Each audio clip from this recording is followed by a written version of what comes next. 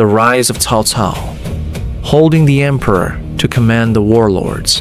How strategic political advantage laid the foundation for Wei. Chapter 1. No ruler under heaven. Emperor Xian's desperate exile. 192-195 CE. After Dongzhuo's fatal assassination, Li Jue and Guo Xi split control of the Guangzhou region. The two former allies waged endless civil warfare. Chang'an, the once glorious imperial capital of Han, descended into brutal carnage and ruin.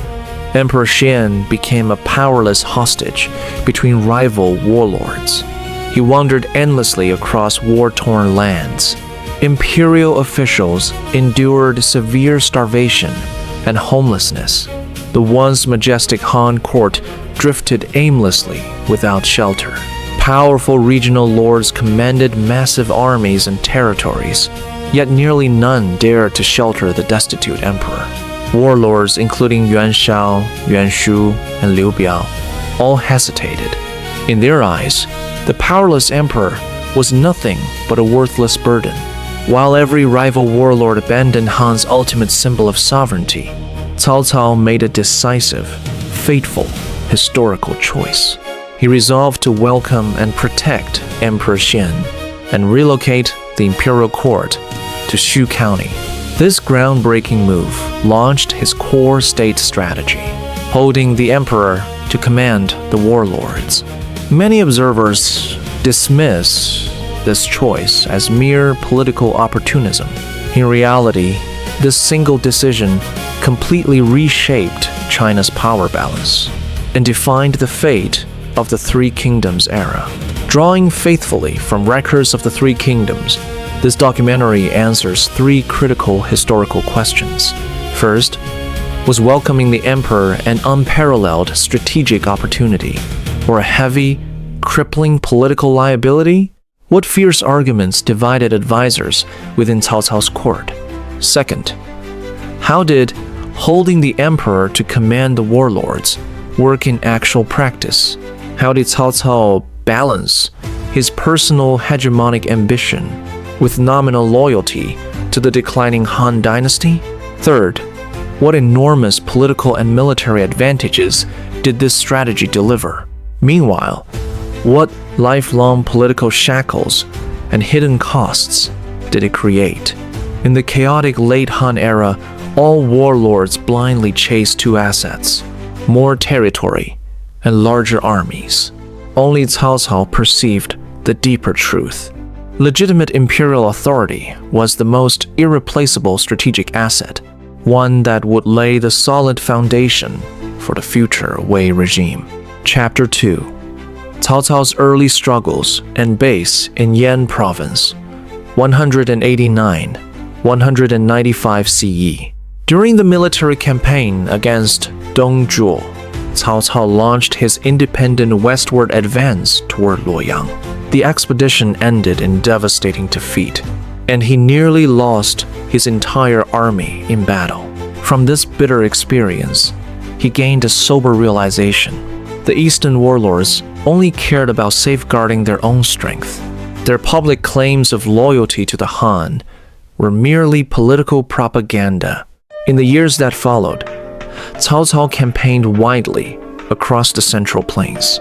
He accepted the surrender of millions of yellow turban refugees from Qing province. From their ranks, he selected elite warriors known as the Qingzhou Army. This newly formed force became his permanent core military power. This pivotal victory secured his control over Yan province, the first stable territorial base in his career. Yet catastrophic setbacks arrived soon afterward. Zhang Miao and Chen Gong turned against Cao Cao, inviting Lu Bu to lead troops and invade Yan province. Almost all counties fell to the invaders, leaving merely 3 fortified cities under Cao's command. Cao Cao faced the severest crisis of his lifetime. His troops were exhausted, and military provisions nearly ran dry.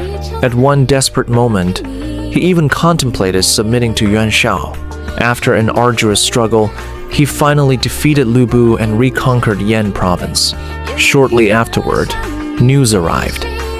Emperor Xian fled eastward out of Guanzhong. Two key advisors, Xun Yu and Mao Jie, urged Cao Cao to receive the emperor. Nevertheless, many other subordinates fiercely opposed the plan. They argued that maintaining the imperial court would consume enormous resources. Cao Cao would be restrained by Han ceremonial institutions and risk triggering collective hostility from rival regional lords. Following intense internal deliberation, Cao Cao settled on his historic strategy. He dispatched troops to escort Emperor Xian away from Luoyang. Without a solid territorial foundation, every grand scheme remains empty talk. The brutal wars fought over Yan province tempered Cao Cao profoundly. They granted him the military strength and long-term vision, making it possible for him to shelter the wandering Han emperor. Chapter 3. Capital at Shudu. Escorting the emperor. Strategy takes shape. 196 CE. In the year 196 CE, Cao Cao led his troops into the ruined city of Luoyang. He formally received Emperor Xian and escorted the imperial court. Shortly after, he relocated the entire Han court to Shu County, which would later be historically renowned as Shudu. After years of displacement and wandering, he could legally claim legitimate imperial sanction, but he repeatedly refused the opportunity to host the emperor, possessing narrow vision and no ambition to unify the realm. This dual system created persistent, irreconcilable tension. Privately, he was forced to maintain endless vigilance, yet a perpetual source of internal court conflict and hidden crisis. Chapter 4. Domestic foundation, agricultural colonization, economic backbone for conquest. Hosting the wandering imperial court placed enormous financial pressure on Cao Cao's regime.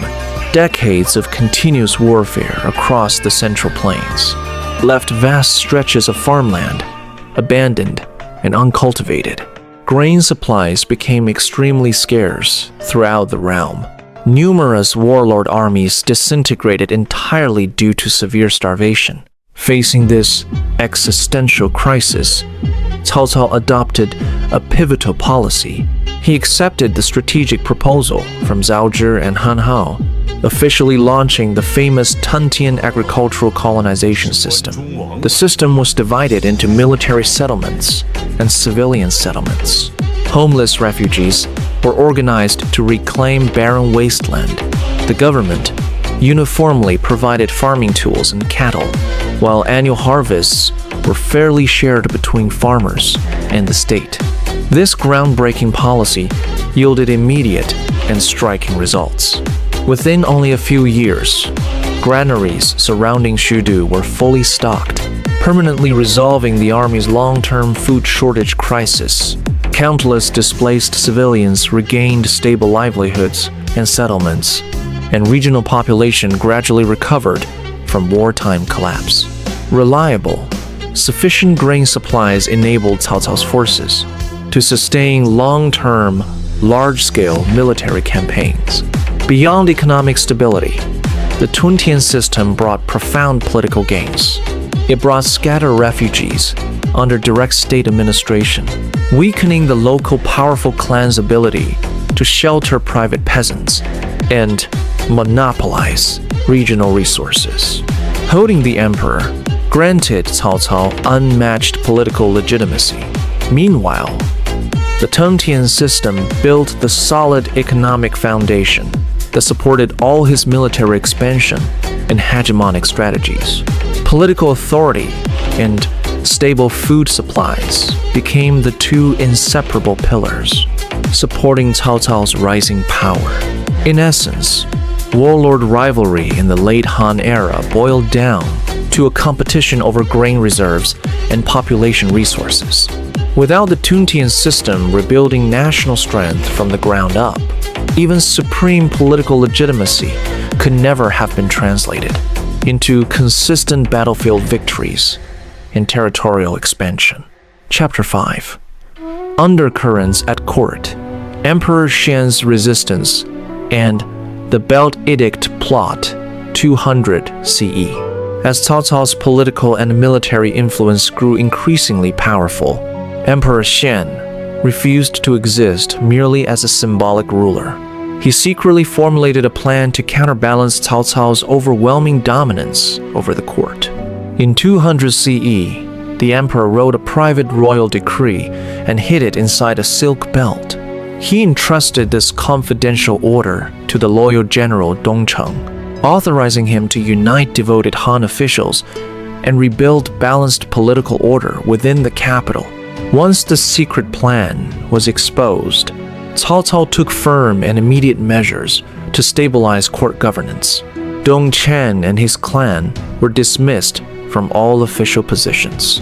Noble consort Dong, who was pregnant, perished amid intense political confrontation, along with her unborn child. Many officials who supported imperial authority were removed from core administrative roles. After the incident, Cao Cao strengthened strict supervision over palace activities. Nevertheless, he maintained Emperor Xian's imperial status and refrained from extreme moves. This restraint came from deliberate political calculation. While internal tensions lingered in Sudu, Yuan Shao assembled his enormous northern army and advanced southward. The pivotal Battle of Guandu was approaching. The Belt Edict incident destroyed the fragile balance between Minister Cao Cao and Emperor Xian. From this moment on, Cao Cao fell into a permanent political dilemma. As a Han subject, he faced immense public and institutional barriers to acquiring supreme imperial power. Chapter 6. Strategic Review. Long-term pros and cons of holding the emperor. Looking back on Cao Cao's pivotal choice to shelter the emperor, the strategic gains were profound and far-reaching.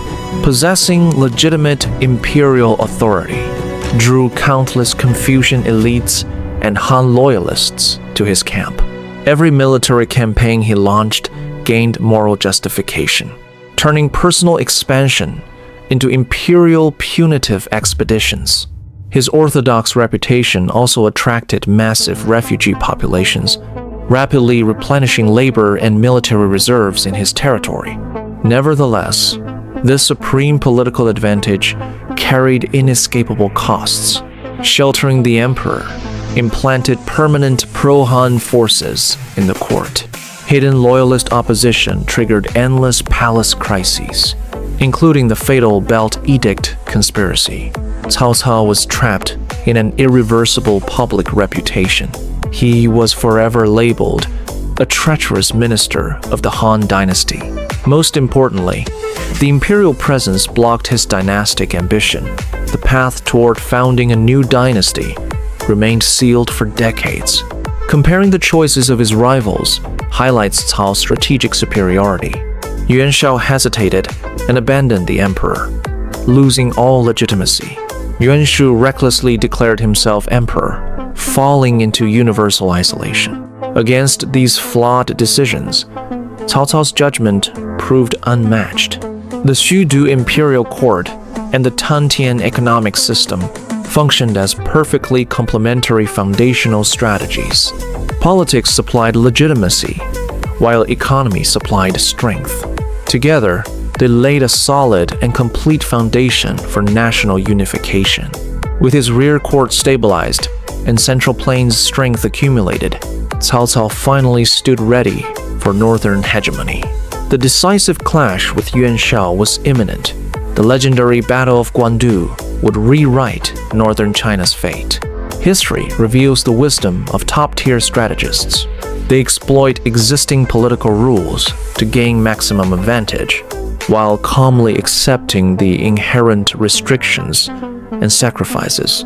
In chaotic troubled times, no major political choice offers pure benefit.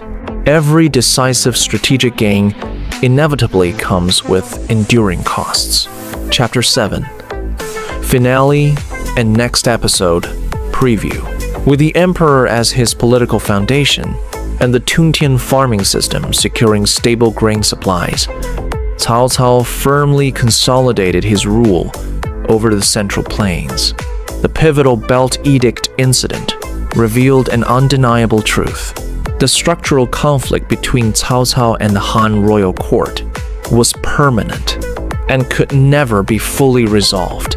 While Cao's regional influence continued expanding, Yuan Shao, the most powerful northern leader, assembled a massive army. He marched south to compete for national dominance. The largest military confrontation of the late Han era drew near. The legendary Battle of Guandu was about to unfold. Warlord rivalry was never merely a contest of territory and troops. Popular support, economic resilience, and political legitimacy were equally vital in reshaping dynastic fate. Seizing fleeting historical opportunities was enough to redirect the long-term trajectory of history.